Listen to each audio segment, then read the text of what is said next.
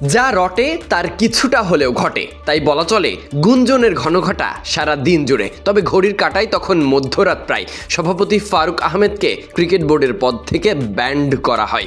সবশেষ সবাইকে চ্যালেঞ্জ জানিয়ে তিনি দ্বারস্থ হয়েছেন আইসিসির কাছে। বিশ্ব ক্রিকেট নিয়ন্ত্রক সংস্থা হস্তক্ষেপ করবে নাকি 2-1 দিনের মধ্যে। তবে বাংলাদেশের ক্রিকেট কোন পথে? বরখাস্ত হওয়ার রাতে গণমাধ্যম জাগোকে দেওয়া এক সাক্ষাৎকারে চলমান পরিস্থিতি প্রসঙ্গে আইসিসিকে জানিয়েছেন বলে দাবি করেন ফারুক আহমেদ। একই সাথে মনে করিয়ে দিয়েছেন 2 বছর আগে শ্রীলঙ্কার সাথে হওয়া ঘটনার কথা।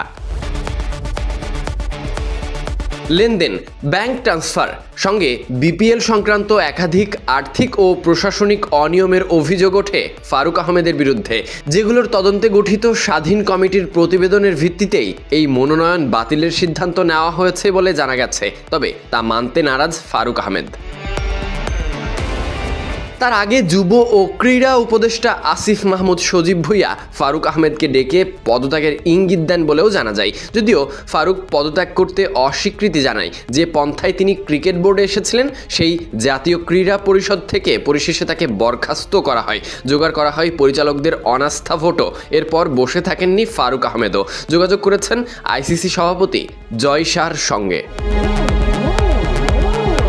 শীর্ষ সারির ওই গণমাধ্যমে দেওয়া সাক্ষাৎকারে ফারুক আহমেদ জানান, ইতিমধ্যে সেক্রেটারির মাধ্যমে আইসিসি সভাপতি জয় শাহকে পুরো বিষয়টি অবহিত করেছি। ফারুকের দৃঢ় দাবি, আমি যে অন্যায়ের শিকার হয়েছে এবং আমাকে জোরপূর্বক পদচ্যুত করা হয়েছে তা আইসিসির কাছে ইতিমধ্যে জানিয়েছি। আমার বিশ্বাস এবং আমি নিশ্চিত যে আইসিসি দ্রুতই তার পদক্ষেপ নেবে। আগামী 2-1 দিনের মধ্যে বিসিবিতে আইসিসির চিঠি আসতে দেখবেন।